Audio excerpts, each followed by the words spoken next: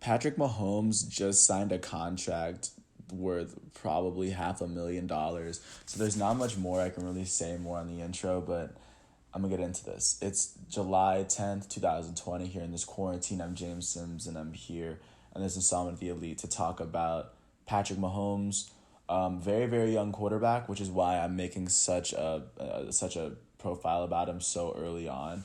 People don't realize, I mean, he's only 24 years old. He doesn't turn 25 until September. Uh, Quarterbacks last a long time, and considering he's this good this early, the NFL is really gonna love Patrick Mahomes. He's the perfect transition as Brady retires. We're gonna need another quarterback to love and for like every football fan to fall in love with. Nah, Patrick Mahomes is that guy. He definitely earned that contract, and he's basically set a standard to where like the Chiefs are basically expected to win at least 3 championships in the next 10 years. Those are the expectations that he places on that team, even though he's taking up a quarter of their salary, which is insane to me. But before we get into that, I'm just gonna talk about who Patrick Mahomes is for a bit. Of course, he's the son of a baseball player. Grew up in Texas. He ended up going to no, he ended up going to Texas Tech. Freshman year, he only played 7 games, but he was still kind of balling. His second year, he was all Big 12. He threw for 4,700 yards in 13 games, 36 touchdowns, 15 interceptions. And then in his junior year, he would go on to be the FBS passing yards leader with over 5,000 yards, second team All Big 12. I forget who won first team All Big 12, but I'll get to that in a bit. This dude was running neck and neck with Baker Mayfield because he lost to Baker Mayfield as a Big 12 Player of the Year naturally. But he finished the season leading the country in yards per game, passing yards, total offense, points responsible for, total touchdowns. Now this kid, he was definitely setting records to the point where he had established himself as an elite quarterback prospect.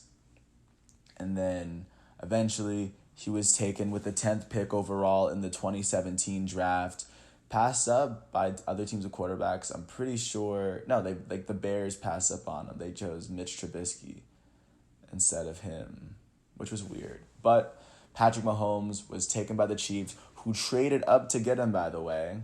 That decision is definitely looking very that decision aged very well. And of course, in his first year, it was tough to get him to play because Alex Smith was doing so well with the Chiefs. I mean, in 2017, they finished 10-6. They lost the Titans by one in the wild card.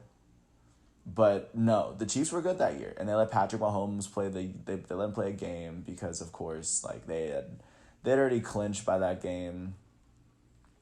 So I mean, he played threw for 284 yards. Didn't throw a touchdown, but he threw a pick. But it's like people were liking the throws that he was doing. So by age 23, the first time he actually started a game, or the first time he started all 16 games. He led the NFL with 50 touchdowns while throwing for 5,097 yards.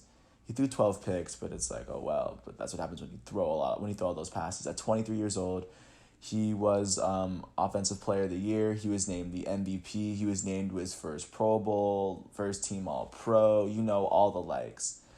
The Chiefs would finish the season 12-4 in his first season starting. They would beat the Colts in the divisional playoffs 31-13. They would lose to the Patriots in overtime. I remember that year because the Patriots won the coin toss and the Patriots scored in the first possession. The Patriots went on to win that Super Bowl, but Patrick Mahomes finished that season off. That was the season where he put his foot on the league and definitely he let the league know where he was and who he is. And this past season, he started in 14 games because of course the Chiefs clinched incredibly early. They were 11-3 in those games. They would finish the season 12-4. Patrick Mahomes finished with 4,031 yards. He threw for 26 touchdowns, 5 interceptions, the like. The Chiefs would finish with a 12-4 record, like I just said. They would go to the playoffs, beat the Texans 51-31 after being down by 3 touchdowns.